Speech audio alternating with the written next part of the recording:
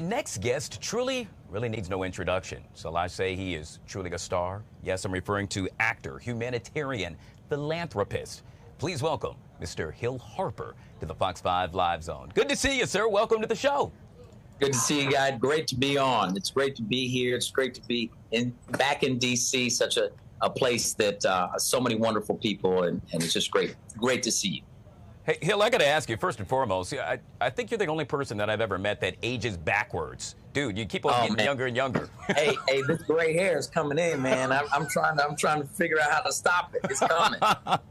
You heard me mention humanitarian, and you heard me mention philanthropist. You, for year in and year out, have been giving back in a major way. You're here in D.C. to take part in what's known as Career Shop D.C. It's the first pilot program of its kind, but it's truly near and dear to your heart, Hill. Yeah, you know, when I wrote this is actually my first book, Letters to a Young Brother, you know, I didn't know at the time that a number of juvenile court judges were going to use the book and assign it to so-called young offenders. And that started a life of working with returning citizens, working within, you know, our truly broken jail and prison system, and trying to help folks, trying to reform the system, but also help folks as they return. And we have to do it together. You know, Dr. King said we're all tied together in a single garment of mutual destiny. Our destinies are inextricably linked. So no matter where I am, this is work that has to be done.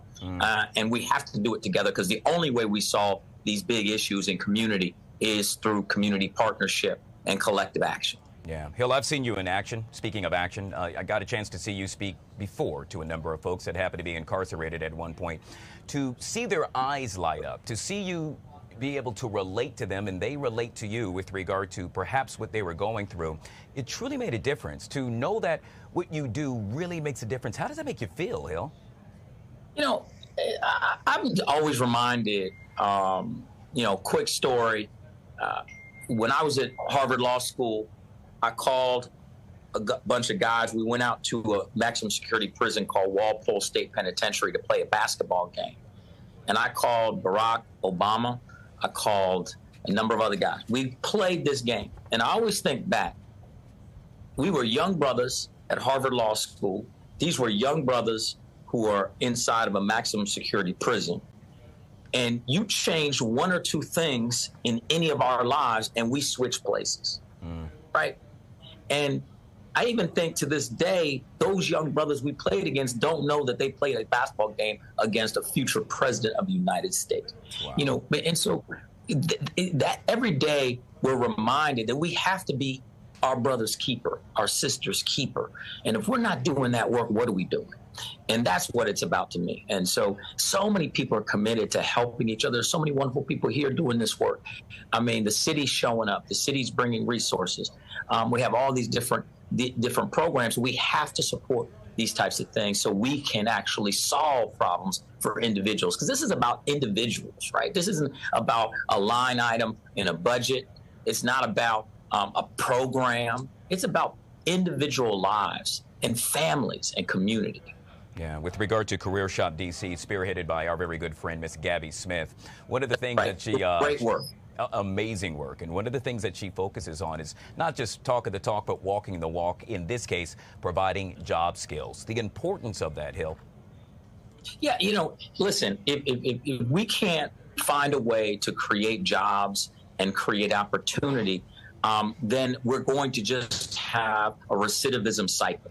Right? There's no question, you know, folks have to pay bills, particularly in this rising tide of inflation. It's hard to find affordable housing. It's hard to pay for eggs and milk. It's hard, you know, these things, people are struggling, they're hurting.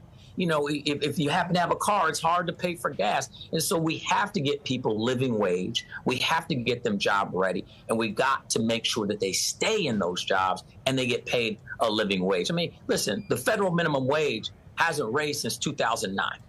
It's ridiculous, right? Yeah. And so there's so much work that needs to be done. But the best work we can do is prepare individuals so that they can move forward.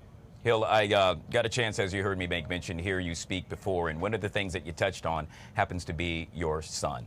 And I'm thinking back to how important he is to you in making sure that he grows up in a world that, well, quite honestly, is a lot better place than what it is now. And you have taken the bull by the horns, if you will, to make sure that happens. The parents that are watching right now that are struggling, some, let's say, encouraging words you could share with them as well to know that they too can really make a difference. You know, I was actually, you know, I'm trying to figure it out as a single parent myself. So I have no real answers, except we have to keep asking our kids questions. And one question that's come up for me recently that I think has been real effective is that I've been asking him, hey, man, what do you want to learn together? And he's like, what do you mean? I said, well, we're lifelong learners. Let's learn something together. And I think that as a parent, if we keep asking our kids that question and we learn together, he was like, man, you know, he wants to learn to fish. And so we're going to get some rods, you know, go buy some live bait, and we're going to learn to fish together. That's one thing we're going to do. And so these are just different things, but it could be anything. It could be basketball, it could be music, it could be a book.